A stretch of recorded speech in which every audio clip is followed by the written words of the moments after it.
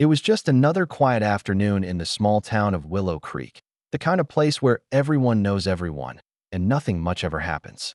But on this day, the calm was shattered by the blaring sirens of a police cruiser, its lights flashing like a storm rolling in. On the side of the road stood an elderly black man, his hands raised, his face a mix of confusion and defiance. His name was Samuel Carter, a 72-year-old Vietnam veteran who had served his country with honor, only to find himself now staring down the barrel of a situation he never saw coming. The officers approached him cautiously, their voices sharp and commanding, accusing him of a crime he swore he didn't commit. Samuel, a man of few words but deep pride, tried to explain, but the tension in the air was thick, and it was clear this wasn't going to end well. As the scene unfolded, bystanders began to gather, their phones out, recording every moment. Samuel's weathered hands trembled slightly, not from fear, but from the weight of the injustice he felt pressing down on him. He had faced far worse in his lifetime: jungles, gunfire, the loss of comrades. But this felt personal. The officers, unaware of the storm they were about to unleash, moved in to cuff him. Samuel's voice, steady but firm, cut through the chaos. "You're making a mistake," he said, his eyes locking onto the younger officers. "But if you're going to do this, you better let me call my grandson." The officers exchanged glances, hesitating for a moment before one of them nodded, handing Samuel his phone. What they didn't know was that Samuel's grandson wasn't just any ordinary man. He was Jason Carter, a Navy SEAL whose name was whispered with reverence in military circles, a man who had survived missions so classified even the Pentagon hesitated to put them on paper. As Samuel dialed the number, the crowd held its breath. The officers, still confident in their authority, had no idea who they were about to deal with. On the other end of the line, Jason answered, his voice calm, but laced with an intensity that could make even the bravest soldier pause.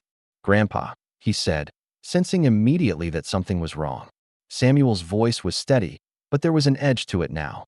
"Jason, I need your help. They're arresting me, and I don't know why." There was a beat of silence, and then Jason's tone shifted, low and deliberate. "Put them on the phone." Samuel handed the phone to the officer, who took it with a smirk, thinking this was just another desperate plea. But as Jason spoke, the smirk faded, replaced by a look of unease. The officer's face went pale, and he quickly handed the phone back to Samuel, muttering something to his partner. The crowd leaned in, trying to catch every word, but the tension was too thick, the moment too charged. What happened next would change everything. The officers, now visibly shaken, hesitated, their confidence crumbling under the weight of Jason's words. But before they could make their next move, a black SUV pulled up, its engine growling like a predator ready to strike. The doors swung open, and out stepped Jason himself, his presence commanding and unmistakable. The crowd gasped, the officers froze, and Samuel stood tall, a small smile playing on his lips. Jason's eyes scanned the scene, taking in every detail, every face, before landing on his grandfather. "You okay, Grandpa?" he asked, his voice calm but carrying an unspoken promise. Samuel nodded, but the tension was far from over. The officers, now caught between their duty and the undeniable force standing before them, had a decision to make, one that would either defuse the situation or ignite a firestorm. And as the seconds ticked by, the question hung heavy in the air. What would happen next?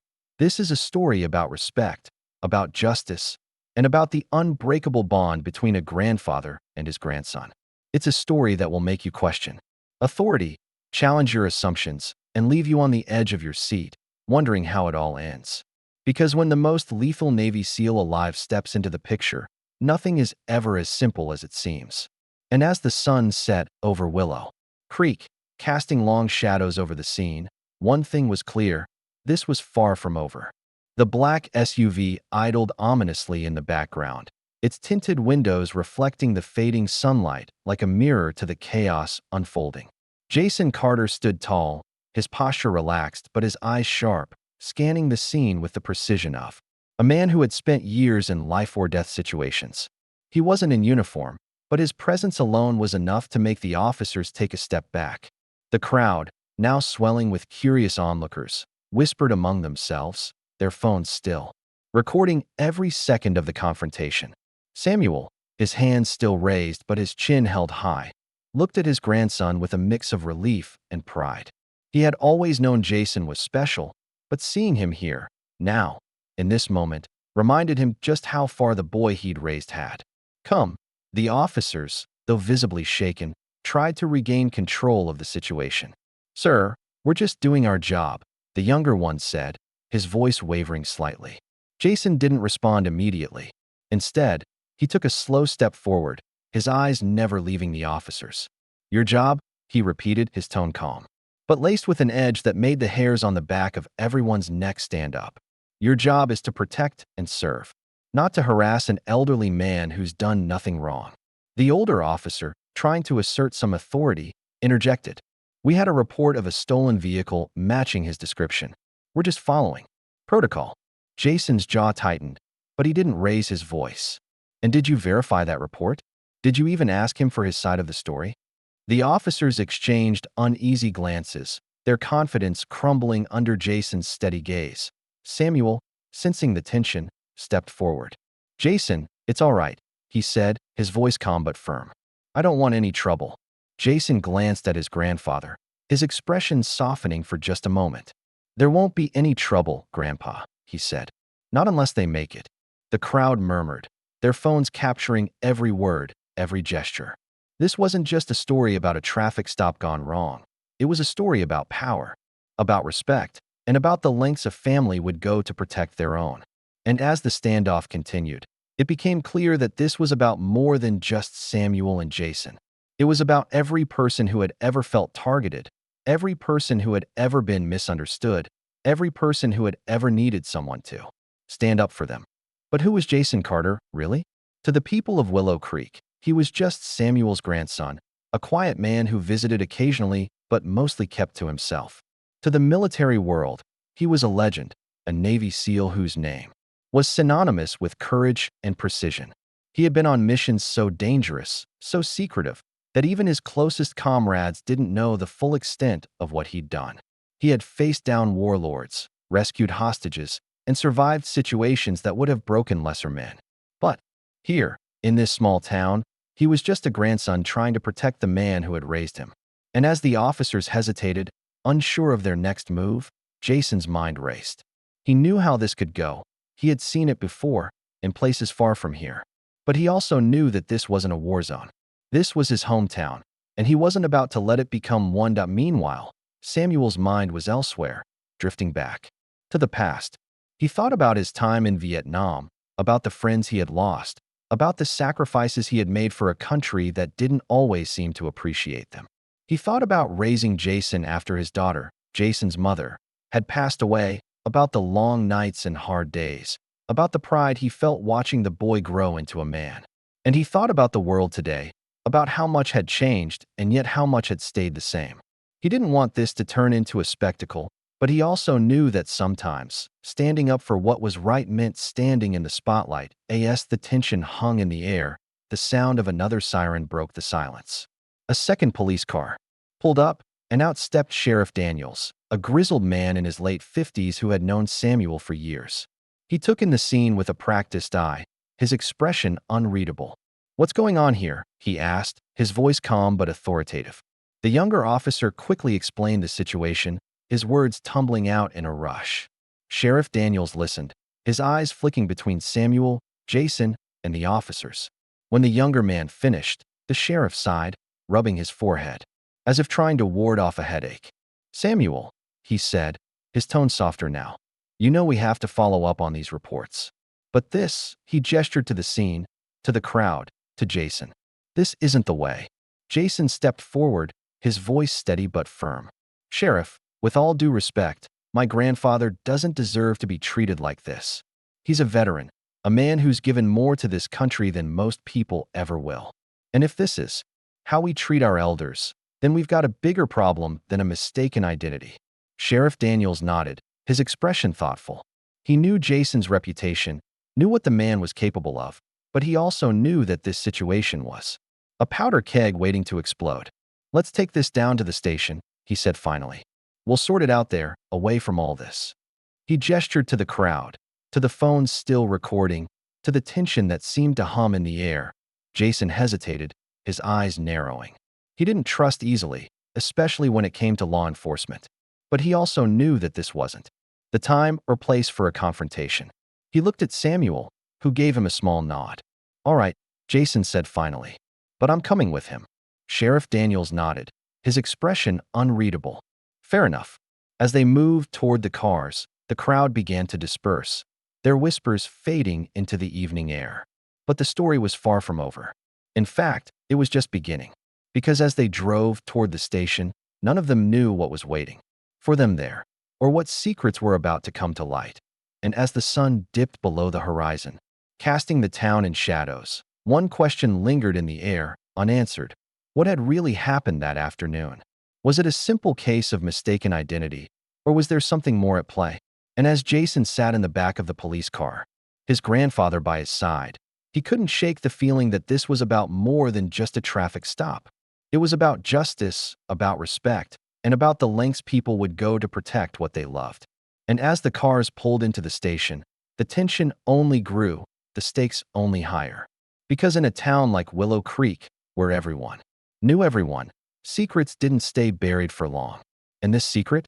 It was about to change everything. The police station was a small, unassuming building on the edge of town, its brick walls weathered by years of wind and rain.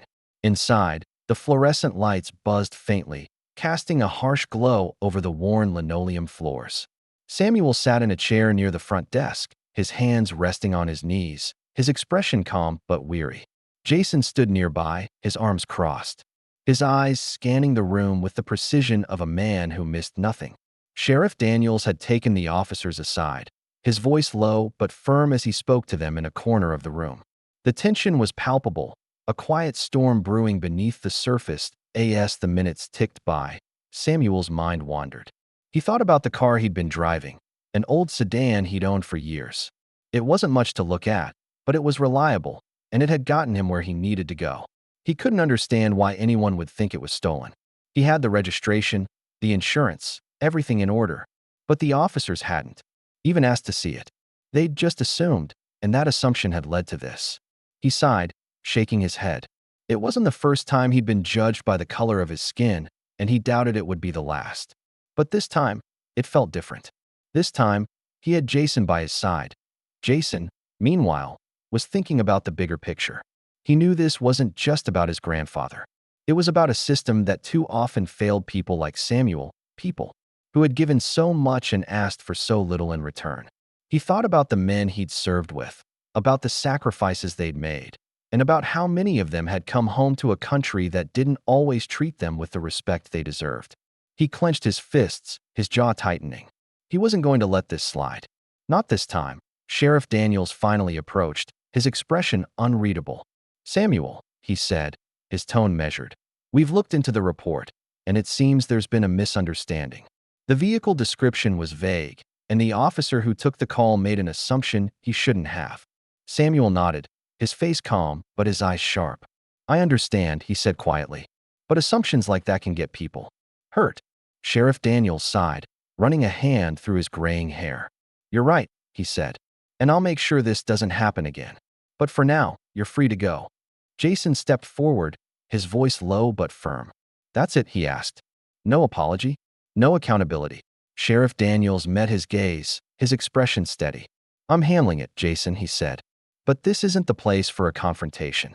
Jason held his stare for a moment longer before nodding curtly. "Fine," he said, "but this isn't over." He turned to Samuel, his tone softening. "Let's get you home, Grandpa." As they walked out of the station, the cool night air hitting their faces, Samuel paused, looking up at the stars. "You didn't have to do all this, Jason," he said quietly. "I'm just glad you were here," Jason replied, his voice steady. "But this isn't just about you. It's about making sure this doesn't happen to anyone else." Samuel nodded, his expression thoughtful. "You always were a fighter," he said with a small smile. "Just like your mother."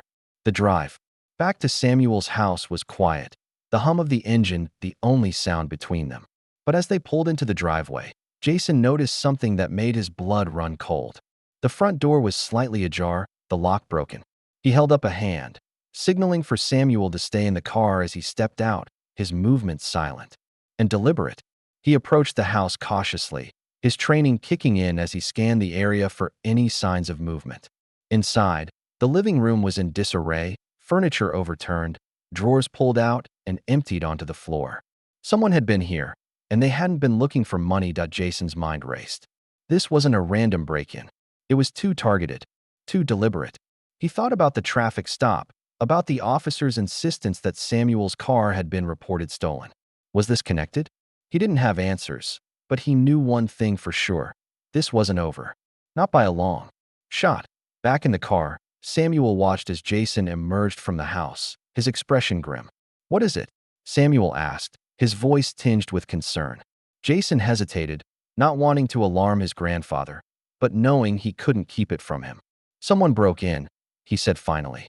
"The place is a mess." Samuel's face fell, his shoulders slumping. "Why would anyone do this?" he asked, his voice barely above a whisper. Jason shook his head. "I don't know," he said, "but I'm going to find out." As they sat there in the quiet of the night, the weight of the situation pressing down on them, Jason couldn't shake the feeling that they were being watched.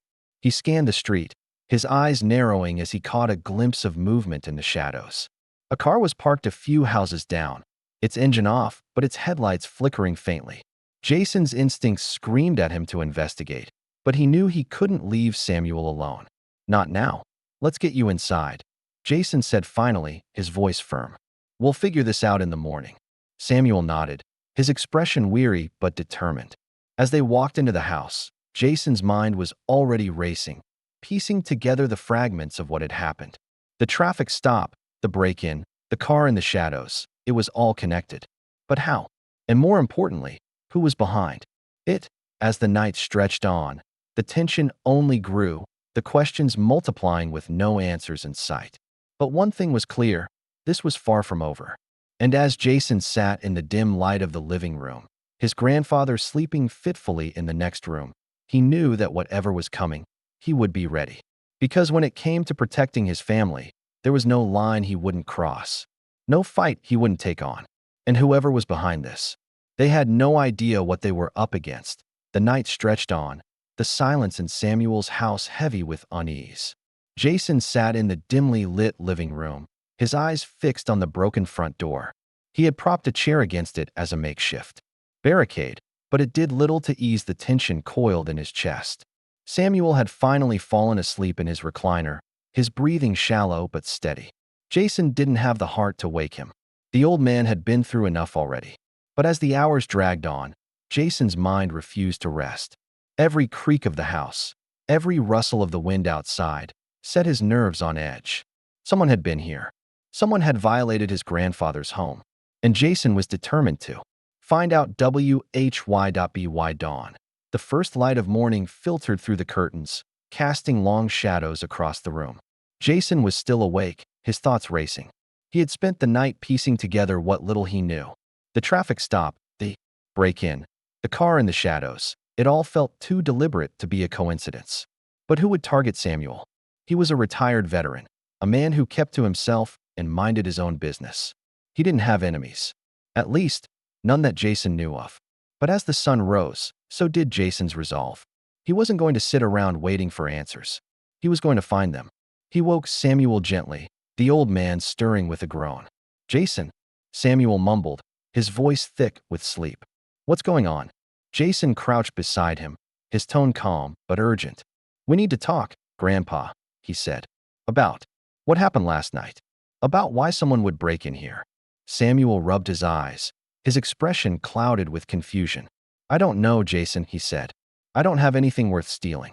Jason nodded, but he wasn't convinced. "Maybe it's not about what you have," he said. "Maybe it's about who you are." As they talked, Jason noticed something he hadn't seen before. On the floor near the overturned coffee table was a small, crumpled piece of paper. He picked it up, smoothing it out to reveal a series of numbers and letters scrawled in messy handwriting. It looked like a code, or maybe an address. Samuel frowned as he looked at it. "I've never seen that before," he said. "It must have fallen out of whatever they were looking for." Jason's pulse quickened. This was a clue, a thread he could pull on. But where it would lead, He had no idea. Later that morning, Jason left Samuel with a trusted neighbor and headed into town. He needed answers, and he knew where to start. The police station was quiet when he arrived, the early hour keeping most people away. Sheriff Daniels was at his desk, his face buried in paperwork. He looked up as Jason entered, his expression wary. "Jason," he said, his tone cautious. "What can I do for you?" Jason didn't waste time. "I need to know about the report that led to my grandfather's arrest," he said. "Who filed it? And why?" Sheriff Daniels sighed, leaning back in his chair. "I told you it was a misunderstanding," he said. "The officer made a mistake." Jason shook his head. "I don't buy that," he said. "Someone wanted my grandfather out of the house last night, and I need to know why." Sheriff Daniels hesitated, his eyes flicking to the door as if making sure no one was listening. "Look," he said finally, his voice low. "I don't know the whole story, but there's been some unusual activity in town lately. People asking questions, poking around where they don't belong. I didn't think much of it at the time, but now," he trailed off, his expression troubled. Jason leaned in, his voice sharp. "Now what?" Sheriff Daniels met his gaze, his tone grave. "Now I'm starting to think your grandfather might be caught up in something bigger than any of us realized." Jason's mind raced. What could Samuel possibly be involved in? He was a retired mechanic, a man who spent his days tinkering with old cars and watching the news. He didn't have secrets, at least none that Jason knew of. But as he left the station, the crumpled piece of paper burning a hole in his pocket, he couldn't shake the feeling that there was more to this story than met the eye. The rest of the day passed in a blur. Jason spent hours following leads, asking questions, and piecing together fragments of information. The code on the paper led him to an abandoned warehouse on the outskirts of town, its windows boarded up and its doors padlocked. He circled the building, his instincts screaming that this was the place. But what he would find inside, he couldn't say. As night fell, he returned to Samuel's house, his mind buzzing with possibilities. He needed to talk to his grandfather, to ask him the hard questions he'd been avoiding. But when he walked through the door, the house was empty. "Grandpa?" Jason called, his voice echoing through the quiet rooms. No answer. His heart sank as he noticed the back door slightly ajar, the screen hanging loose on its hinges. He rushed outside, his eyes scanning the yard. There, in the dirt near the fence, was a single set of footprints leading into the woods. Jason's blood ran cold. Someone had taken Samuel, and they hadn't left quietly that he followed the trail, his movements swift and silent. The woods were thick, the trees closing in around him as he pushed deeper into the darkness. His training kicked in, every sense on high alert. He didn't know who he was up against, but he knew one thing for sure. They had made a mistake. A big one. Because Jason Carter wasn't just a Navy SEAL. He was a force of nature. And whoever had taken his grandfather was about to find out what that meant. As he moved through the trees, the sound of voices reached his ears. Low, muffled, but unmistakable. He crouched low, his breath steady as he crept closer. Through the underbrush, he could see a clearing up ahead, a dim light flickering in the distance. And there, in the center of it all, was Samuel. He was tied to a chair, his head bowed but his posture defiant. Surrounding him were three figures, their faces obscured by masks. Jason's jaw tightened, his fists clenching at his sides. This was it, the moment he'd been dreading and preparing for. But as he watched, one of the figures stepped forward, their voice cold and mocking. "You should have stayed out of this, old man," they said. "Now you're going to tell us what we want to know." Samuel lifted his head, his eyes blazing with a fire that belied his age. "I don't know what you're talking about," he said, his voice steady. "But even if I did, I wouldn't tell you." The figure laughed, a harsh, grating sound. "We'll see about that." Jason's heart pounded in his chest as he weighed his options. He could rush in, guns blazing, and take them all down. But there were too many variables, too many ways. This could go wrong. He needed a plan, and he needed it fast. Because as he watched, one of the figures pulled out a knife, its blade glinting in the dim light. They stepped closer to Samuel, their intent clear. Jason's blood boiled, his instincts screaming at him to move. But he forced himself to wait, to think. Because this wasn't just about saving his grandfather. It was about uncovering the truth. And the truth, he knew, was the only thing that would end this. Once and for all. As the figure raised the knife, Jason made his move. The night erupted into chaos, the tension reaching its breaking point. But what happened next would change everything. And as the shadows closed in, one thing was certain: this was far from over.